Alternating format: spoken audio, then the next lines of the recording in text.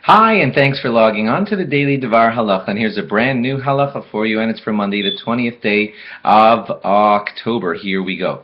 The last day that I'm going to give you some laws about Mashiv Haruach U'Morid Hagashem.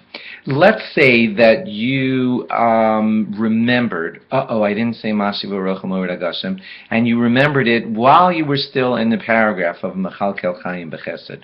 Well, then that's fine. You can insert it there if you remembered it then, and everything will be fine. The point of no return, when you can no longer insert Mashiv Haruach U'Morid Hagashem, is when you begin Ata Kadosh, the bracha that comes right after it. Once you say the word Ata, and you've begun saying Ata Kadosh, then it's too late to insert Mashiv Haruach U'Morid Hagashem, and then you would have to repeat the Shmona Esrei. Remember that these laws are different. Don't want to make it complicated, but for the people who were saying Morid Hatal, who accidentally said Morid Hatal instead of Mashiv Haruach, they're fine, and that's something we discussed on a different night. Let's say you remember exactly, and it's not so strange, it could happen, that you remember exactly as you say, Baruch Atah Hashem Mechaya HaMesim.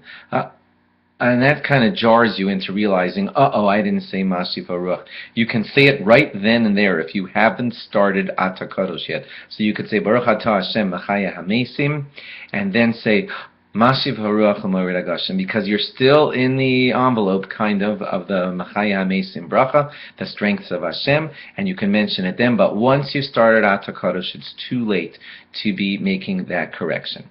Okay, we also just alluded to the other day, and let's make it a little more clear, that we're not starting to say the same Talamat Bracha yet, because that's the request for rain, and we don't start requesting rain until it's the rainy season. In Israel, that's going to be on the 7th of Cheshvan. That's not so far away for you people listening in Israel. They'll start at Marav of the 7th of Cheshvan, and for us outside of Israel, we're going to wait until December 4th. The reason we're waiting until December 4th and using a secular date is because we want to do it in the rainy season for the Americas, or at least for us way out here. And for us, it is 60 days after the autumnal equinox. I'm not a big expert on weather, but the autumnal equinox, 60 days after it, apparently is December 4th, and that's when we're going to start asking for rain, us people outside of Israel, and we're going to start saying then, V'sein tal umatar livracha. One last thing, and this is not for this time of year, but it's just fascinating and I want you to know it. You know how we said that you can switch over your habit by saying it over 90 times, and you could say like, Mechaya Mesim Atah Rav L'Hoshia Mashiv Haruach U'Morid Hagashem. If you say that 90 times, or some people say 101 times, then you've switched over your habit, and even if you forget, you can assume that you did the right thing. We also did that halacha on a different day. You might want to try and use this trick. Again, it's not for this time of year, but just note this interesting fact. When you, let's say you daven Ashkenaz, and when Pesach arrives and you're entering into the summer months, you stop saying Mashiv Haruach U'Morid Hagashem. Now, how do you get yourself to be in the habit of stopping to say something? You know, when you swap from Morid Hatal to Mashiv Haruach, you're switching something. When you switch from Mashiv Haruach to nothing, you're switching something.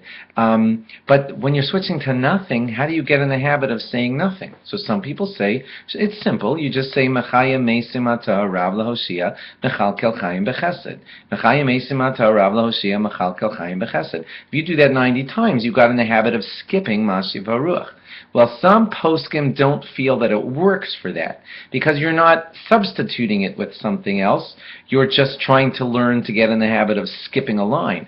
And the Derech Chaim says that that will not work. So please note that if you wanted to rely on this trick when you get to Pesach time, it's possibly problematic. So, well, you know, if you ever want to look this up, it's in the back of good sitters, like the Art Scroll Sitter.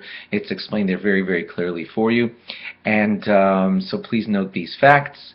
And remember it all the time, because you're not in the habit yet, probably. And then we're going to go over to regular laws starting tomorrow. Thanks for logging on. Log on again tomorrow for more and new laws. Bye-bye.